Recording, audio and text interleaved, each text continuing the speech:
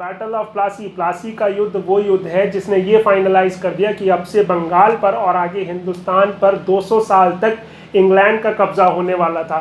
ये युद्ध इसलिए भी रोमांचक हो जाता है क्योंकि इसमें दो ऐसी सेनाएं भिड़ी जिसमें कोई समानताएं नहीं थी। एक बहुत छोटी सेना थी, एक बहुत बड़ी सेना थी। होता क्या है, होता यूं है कि जब युद्ध शुरू होता है 8 बजे तो 3 घंटे तक युद्ध ऐसे ही छुटपुट छुटपुट चल रहा होता है और इसमें कुछ भी निर्णायक नहीं होता है। बंगाल की तरफ से सिराजुद्दौला के पास 50,000 की सेना थी, वहीं इंग्लैंड की तरफ से जो लीड कर रहे थे वो थे रॉबर्ट क्लाइव और इनके पास सिर्फ 3,000 लोग थे। तो इन दोनों सेना में कोई कंपैरिजन नहीं किया जा सकता है। अब जब 3 घंटे तक कुछ भी बड़ा होते हुए नहीं दिखा तो रॉबर्ट क्लाइव ने इस बात का डिसीजन लिया कि अब हम रात तक का इंतजार करेंगे और जैसे ही रात होगी, क्योंकि हम अपनी सिचुएशन इस तरीके से बना सकते हैं, जैसे ही रात होगी हम सिराजुद्दौला के कैंप पर चार्ज कर देंगे और उसको खत्म कर देंगे। अब 3 घंटे बाद यहाँ पर रोल आता है किस्मत का। तुरंत से क्या होता है कि बहुत तेज बारिश शुरू होने लगती है। इस पर जो इंग्लैंड था, जो रॉबर्ट क्लाइव था, वो पहले से ही प्रिकॉशंस लेके चल रहे थे। तो उन्होंने क्या करा, जो गोला बारूद था उसको टारपलिन से ढक दिया और साथ ही साथ ये लोग शरण लेके हुए थे एक आम के बाग में। तो यहाँ पर ये दो फैक्टर्स इनके लिए रोल प्ले करते हैं। वहीं जो बंगाल की फोर्सेस थी वो पूरे खुले में थी, उनका बारूद भी खुले में था। उन्हें लगा कि ये हमारे साथ हो रहा है तो ये इंग्लैंड की फोर्सेस के साथ भी हो रहा है। तो यहाँ पर किस्मत अपना रोल प्ले कर चुकी थी।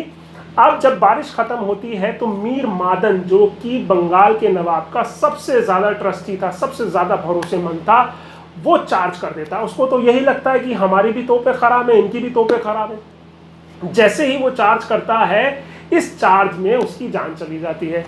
अब ये खबर सिराजुद्दौला के पास पहुंचती है। सिराजुद्दौला अपने कैंप में थे, वो सारी जानकारी इस बात की, इस लड़ाई की वहीं से इकट्ठा कर रहे थे। जब इस बात का उनको पता चलता है कि भाई मीर मादन को इतने घाव हो गए कि वो बचेगा नहीं, तो उनको टेंशन इतनी हो जाती है कि वो अपनी पगड़ी उतारकर मीर जाफर के कदमों में रख देते हैं और कहते हैं कि भाई मीर जाफर, मुझे तुम बचा लो। अब यहाँ पर रोल आता है धोखे का। मीर जाफर वो व्यक्ति था जिसको इंग्लैंड ने ये वादा किया था कि भाई सिराजुद्दौला के बाद तुम हमारा साथ दो, हम तुम्हें सिराज के बाद जो है नवाब बना देंगे। अब जाहिर सी बात है, राजा के बाद राजा बनाओगे तो कहीं से कोई चांसेस ही नहीं थे कि जो मीर जाफर है वो सिराजुद्दौला की बात मान ले, वो तो नया नवाब बनने वाला था।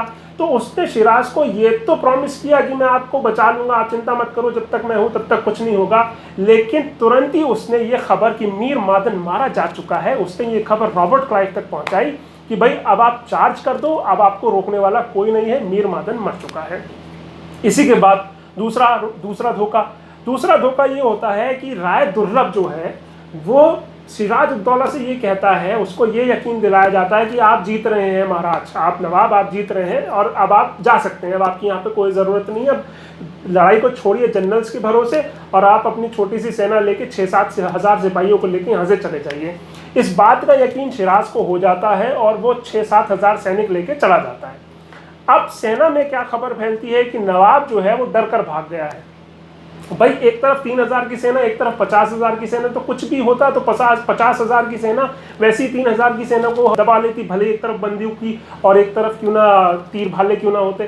तो जब नवाब गया तो सेना को ये बताया गया कि नवाब जो है डर के भागा है और नवाब को भी ये नहीं पता था कि सेना को इस तरीके से बताया जाएगा। और इसी वजह से, इसी कारणों से 3,000 की फोर्सेस ने 50,000 की फोर्सेस को हराया और हिंदुस्तान को अपना गुलाम बनाया, किस्मत और धोखे की वजह से।